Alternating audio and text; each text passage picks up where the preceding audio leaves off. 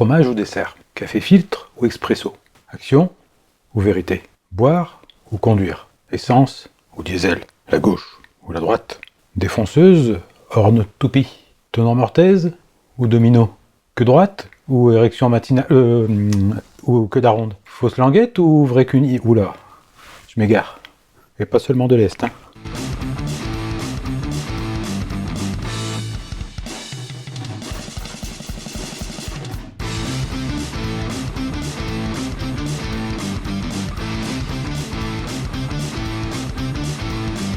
Et salut les boiseuses et salut les boiseux.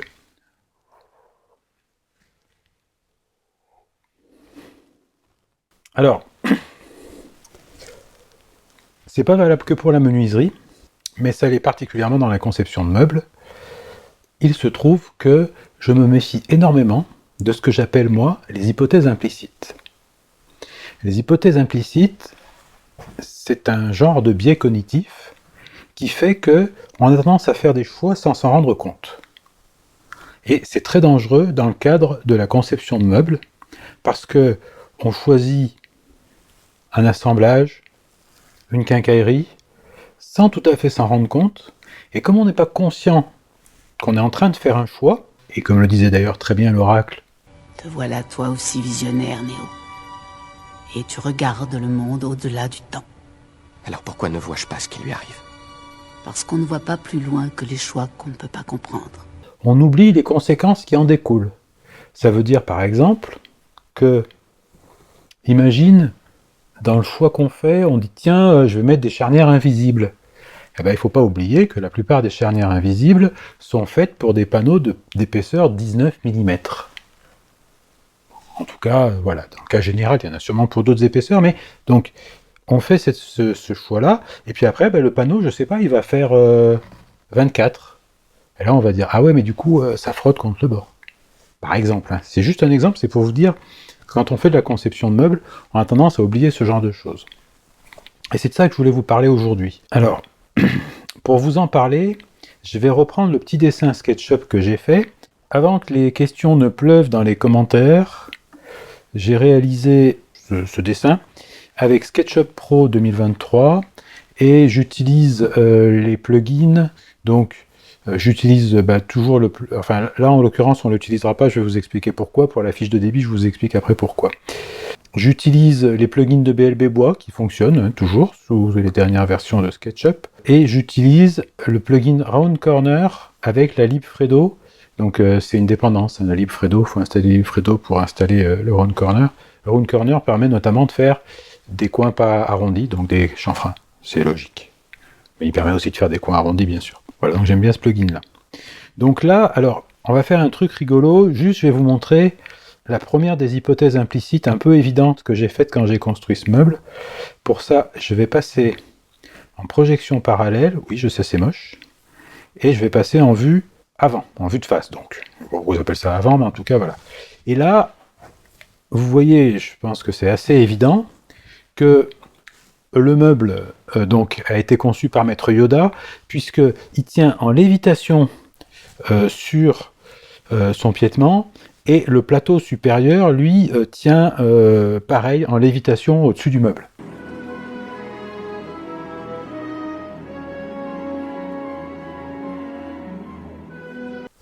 Donc première hypothèse implicite, et choix de conception qui pour moi est important, il va falloir quand même qu'on trouve une solution pour fixer le plateau au-dessus du meuble et le meuble au-dessus de son piétement. Je vais de temps en temps isoler des composants. Pour isoler un composant, alors c'est pas tant que je vais vous faire un cours sur SketchUp, hein, parce qu'en plus c'est des choses que moi je maîtrise pas super bien. Pour isoler un composant, ce que je fais, c'est que je le mets en mode modification, et le reste du modèle s'efface, et pour ça vous avez une option à cliquer qui se trouve dans Affichage, Modification du composant, Masquer le reste du modèle. Vous avez aussi masqué les composants similaires, ce qui fait qu'il vous montrera que celui que vous êtes en train de modifier, et non pas ses instances. Moi je n'utilise pas ça. Voilà. Donc c'est assez pratique, parce que comme ça on peut vraiment montrer un composant parmi les autres. Donc ce meuble-là, il est fait d'un plateau supérieur. Là aussi, il faut énormément se méfier de ce que j'appelle les hypothèses implicites, puisque si vous regardez bien, C'est un plateau qui fait 442 mm, hein, donc voilà à peu près ça, quoi, hein, ce qui est déjà pas mal en largeur. Et évidemment, comme vous le voyez sur les planches qui sont derrière moi, je ne vais pas faire ce plateau en une seule épaisseur, mais il va évidemment me falloir plusieurs épaisseurs. Donc deuxième hypothèse implicite, si j'utilise directement le modèle qui est là avec le plugin fiche de débit, il va vouloir que je trouve dans un plateau de bois 45 cm utilisables. Quand bien même je les aurai, je commencerai par recouper ces 45 cm pour stabiliser un petit peu le plateau en collant plusieurs éléments. Là, par exemple, tous les éléments que j'ai prévus pour ce meuble-là font 125 mm de large fini, et avec les entures, ça fera un petit peu moins. Les entures, pour ceux qui ne savent pas, c'est tous les systèmes qui nous permettent de coller des éléments de plateau comme ça pour qu'ils s'emboîtent. Donc, rainure languette, ça pourrait être un genre denture, hein. Quand on parle denture multiple, ce sont juste les, vous savez, les petits trucs en dents de scie comme ça, là. Donc, ce type denture. Alors, ça, c'est important parce que c'est aussi quelque part une troisième hypothèse implicite qu'on fait quand on va concevoir le meuble. Si, par exemple, vous dites « Tiens, je vais faire du rainure languette », eh bien, en rainure languette, vous perdez la profondeur de la languette en épaisseur, enfin en largeur sur vos planches. Hein, puisque sur une planche, par exemple, belle planche de noyer comme ça, même si elle est un petit peu fendue par là, vous allez faire la rainure d'un côté et de l'autre côté la languette. Donc vous allez perdre votre profondeur de languette. Si votre languette fait, je sais pas moi, 8 mm de profondeur, vous perdez 8 mm. Alors 8 mm c'est beaucoup, mais disons 6. Et disons que sur votre plateau, vous avez 4 planches qui constituent votre plateau. Ça veut dire que vous avez 3 assemblages rainure languette au milieu. Et bien ça fait 3 x 6, 18 mm de perdu. Ça fait presque 2 cm. Alors forcément, on se retrouve trop court. Donc il faut les prévoir avant.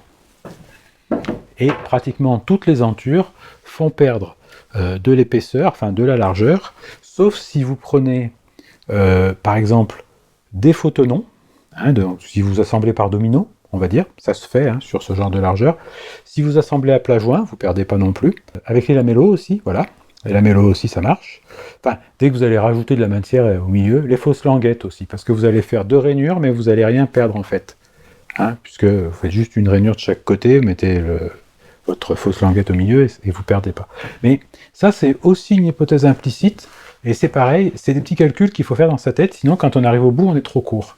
Alors, vous allez me dire, c'est pas super grave, il suffit de raboter une planche. Je suis assez d'accord. Encore faut-il avoir la planche, parce que des fois on n'avait pas prévu assez de bois, ça peut arriver, et puis surtout c'est quand même toujours une grosse perte de temps, puisqu'il faut remettre en branle, si j'ose m'exprimer ainsi, tout le processus qui amène à faire une planche corroyée. Autrement dit, il faut faire son débit, donc avec délignage, tronçonnage, évidemment, puisqu'on va repartir sur du bois brut. Après, ben, forcément, il faut raboter, il faut dégauchir, il faut raboter, etc., etc. Donc, quelque part, on perd beaucoup. Et en plus de ça, quand on fait ça, il faut aller rechercher son établissement. C'est-à-dire que si on a dit, tiens, je fais un beau truc qui respecte les dessins du bois, etc., ben ça, on l'a perdu, puisqu'on va rajouter un bout qui, potentiellement, n'est pas tout à fait du même ton, qui ne suit pas le dessin, etc. Donc, ça, quelque part, c'est aussi un truc qui est très important. Je continue, donc on a vu hein, les fixations en haut, en bas, etc. Donc ça, ok, on n'en parle plus. Je vais faire une petite vue en coupe. En tout cas, je vais essayer, parce que je ne sais plus où c'est. Plan de section.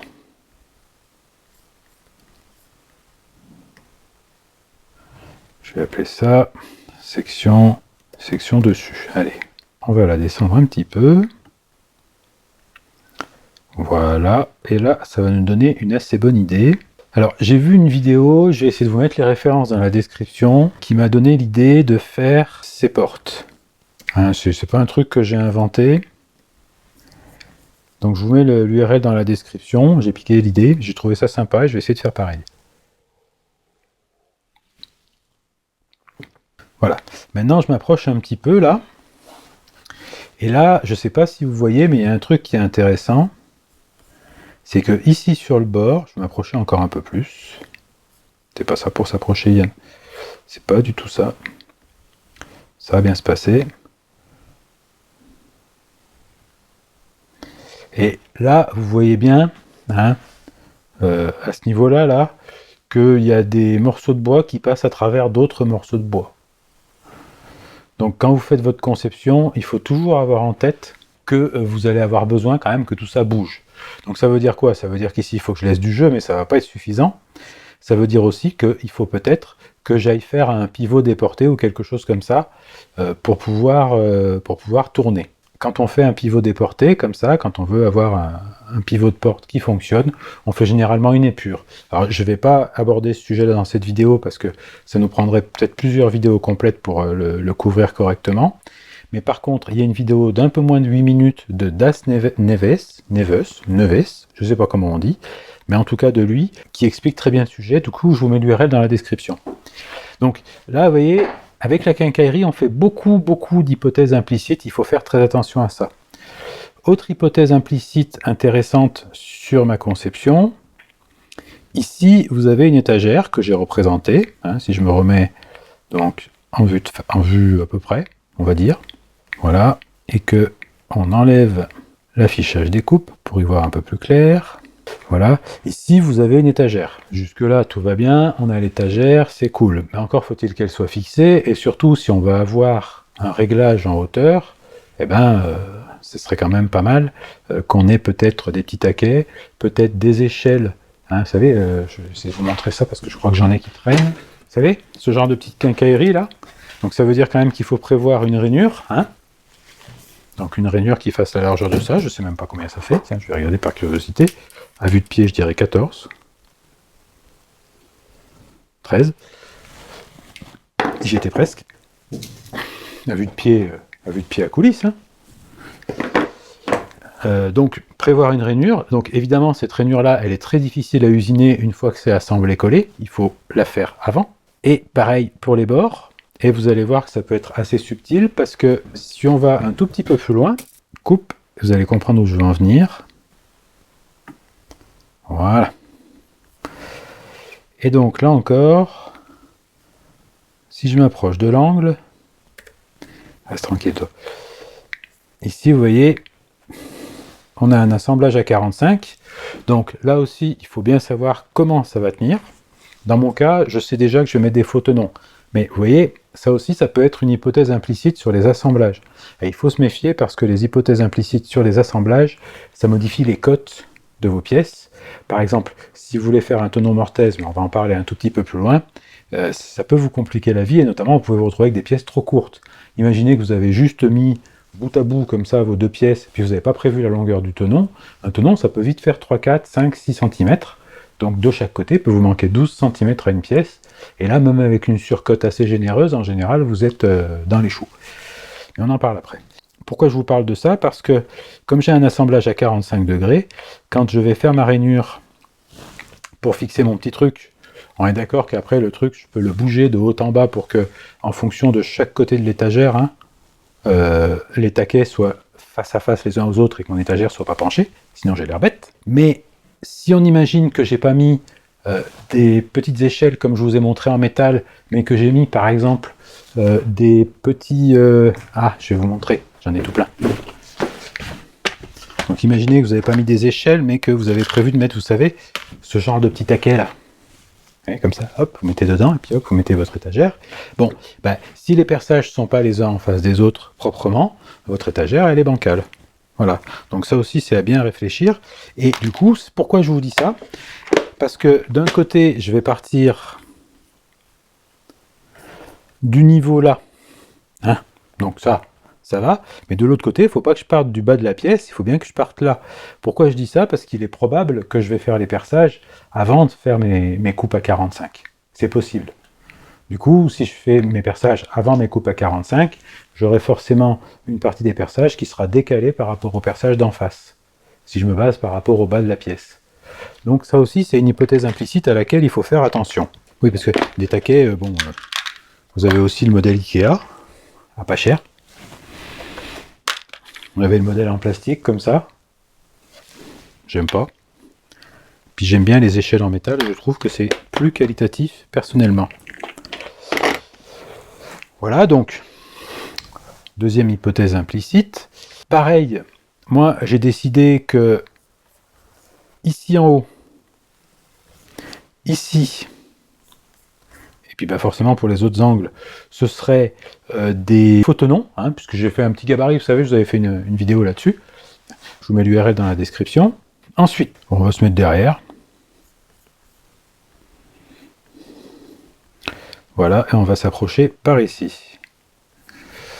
Et là, on va changer de mode de vue. On va passer en style de face, style d'arête. Je sais pas, tiens. Qu'est-ce que ça donne si je fais radiographie? Voilà.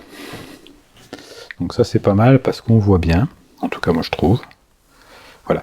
Et là, si vous regardez bien le pied que j'ai dessiné, alors au-delà du fait qu'il a peut-être des formes un peu biscornues, hein, vous voyez que là, il n'y a pas de surlongueur de cette pièce pour rentrer avec un tenon ou quelque chose. Donc, hypothèse implicite, numéro je sais plus combien, mais à la rigueur on s'en fout, hypothèse implicite, donc numéro X, c'est que là, soit je pense au moment de faire mon débit à rallonger ma pièce pour pouvoir faire un éventuel tenon, et ensuite là-dedans il faudra que je fasse une mortaise, mais ça peut être compliqué, ou alors j'assemble par faux tenon, à condition que je considère que c'est assez solide, ou alors je trouve encore une autre solution. Dans tous les cas, il y a quelque part une hypothèse implicite. Donc, méfiez-vous de tout ce qui fonctionne par magie. Donc, ce que vous pouvez faire quand vous faites ce genre de choses, c'est vous faire des petites annotations, et faire une annotation du type, comme ça, vous voyez, vous dites, tac, ici vous écrivez, et là j'écris quelque chose du genre, assemblage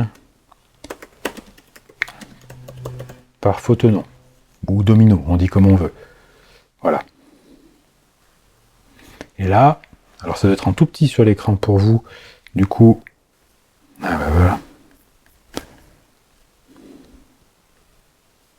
Donc sur votre plan, vous pouvez faire un truc de ce style-là, avec écrit assemblage par faux tenon. Voilà. Et là, vous savez que vous n'avez pas besoin de surlongueur. Je vous dis tout ça parce que si vous utilisez un plugin qui vous fait des vues en plan, alors moi j'utilise celui de BLB Bois, il est simple mais il marche bien, puis il y a une petite cotation automatique qui est assez sympa. Si par exemple je regarde cette pièce-là, là, qui est sur le côté, c'est les joues du caisson. Hein. Donc si je regarde ma joue caisson, voilà, qui est représentée ici, donc il m'a fait la petite rainure derrière, puisque je vais inclure dans la rainure mon fond. Donc joue caisson, voilà, il me dit qu'il me faut une pièce de 360 d'épaisseur, enfin de largeur, et de 593 mm de longueur. Ça fonctionne parce que j'ai un assemblage à 45 avec des faux tenons. Selon ce que j'ai prévu, c'est soit trop court, soit trop long.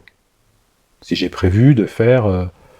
alors, sur les angles comme ça marche généralement pas trop mal, même si par exemple, si vous faites des queues droites, vaut mieux prévoir peut-être 2-3 mm de plus pour ensuite venir araser proprement et que ce soit joli. Pareil pour les queues d'aronde, hein, ça marche aussi.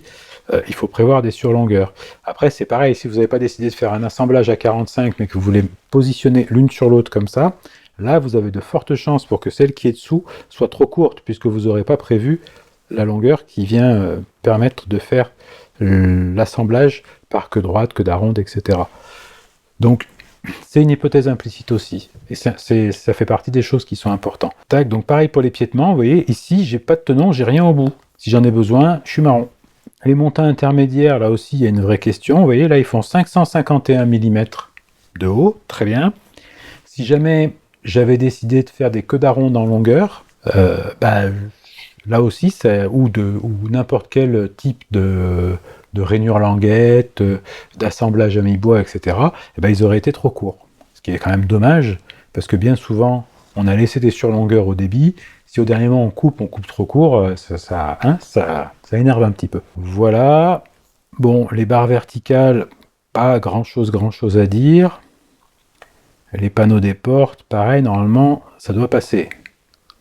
Ceci étant dit, pour les portes, j'ai pas encore étudié la quincaillerie. Alors, c'est une petite vidéo, j'ai envie de dire, pour une fois, un petit peu particulière. Vous avez vu qu'il a remis là l'assemblage par faux tenon. Hein. On risque pas de le louper là.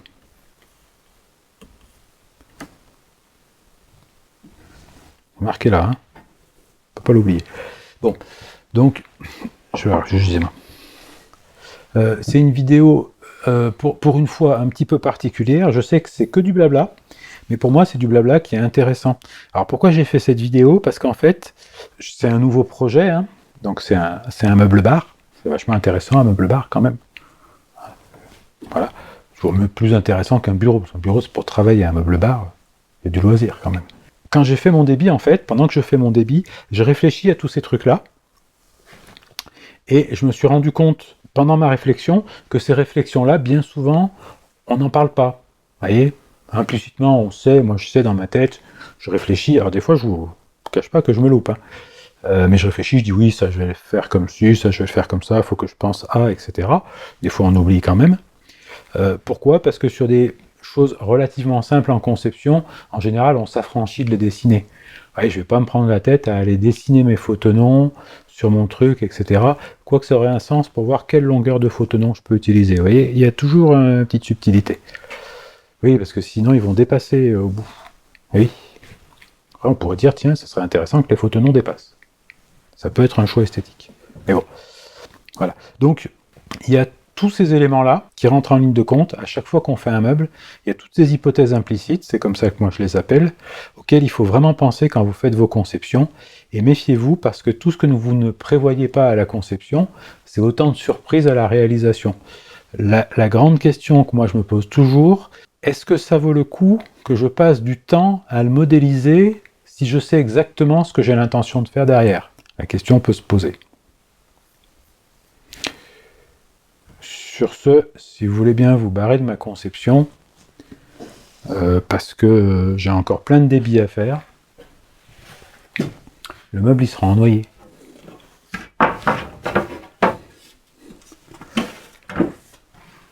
Le noyer, il ne faut pas le mettre dans l'eau. C'est un bois qui ne sait pas nager.